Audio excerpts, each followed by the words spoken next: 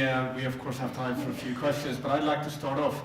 Annette, you're not only the CIO, and I'm sure you're managing the development plan and no doubt the budget of Stockholm, but you're also a citizen of Stockholm.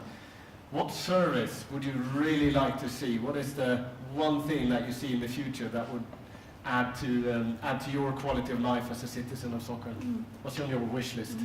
Today cities have a lot of challenges. We are increasing our population, so of course traffic jam is a problem for us.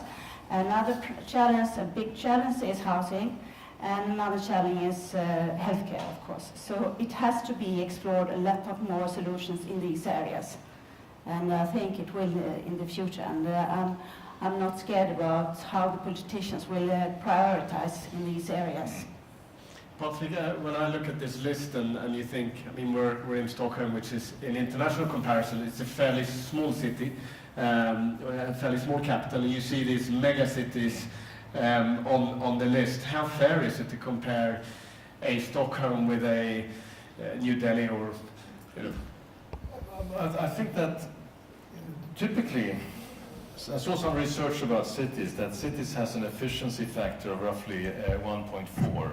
That means that when you have sort of the density of a city, you get 1.4 more productivity, looking at measurable, comparable units then. And also the cost level is roughly 0.8. So I think that scaling a city shouldn't be a disadvantage. It should, on the contrary, be an advantage in that sense. I think there's good scientific proof for that statement. So maybe Mumbai or Delhi and Stockholm is quite remote from a maturity level, but London, Stockholm, New York, Stockholm, I don't see any reason why New York and London shouldn't be ahead of Stockholm. Very good. Do we have any questions from the audience? Yes, we have one in the back. Thank you.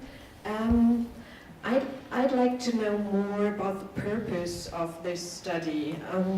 What do you think, who is ought to read it? Who is ought to know all these things you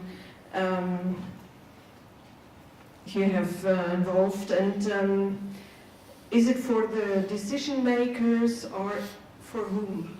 Can you explain a little bit? And I'd like to know what did Ericsson pay for this study?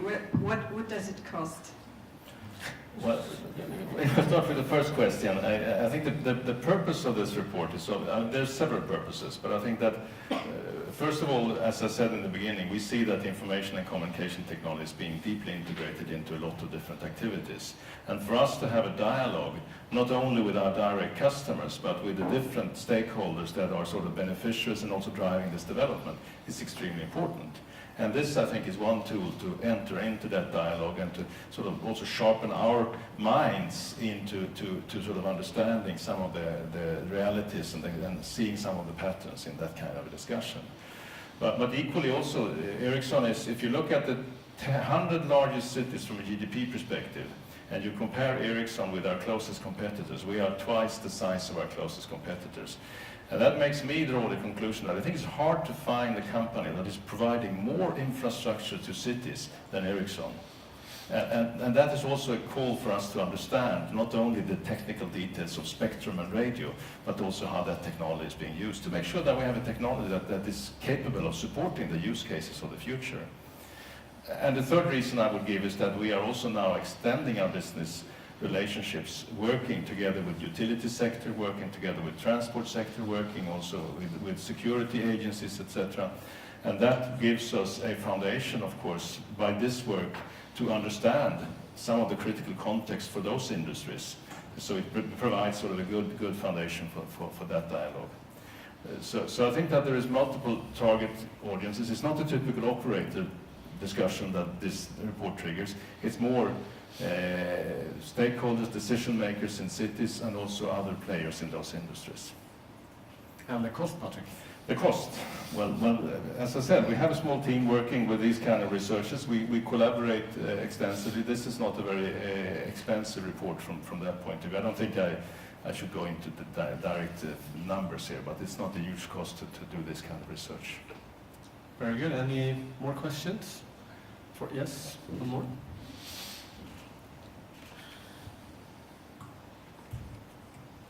Well, I'd like to ask Annette Holm CIO or Stockholm city government, I want to know a bit more about the project Growth Smart you just mentioned, what you have done and what's the progress now?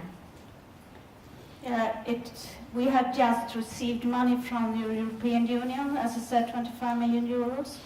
And it is a cooperation between 3 cities, and Stockholm has the leadership. And it's a lot of industrial companies involved in that project. It will be perfectly launched in January 2015. And it's all about infrastructure, mobility, smart solutions, smart grids, traffic planning, sustainable solutions for the cities. So that's some more information about that project. Very good. Any more questions? If not, we'll say thank you. Sorry, just sorry. Patrik, in terms of the cities themselves, are they communicating with each other, or are they going it alone? Are they learning from each other?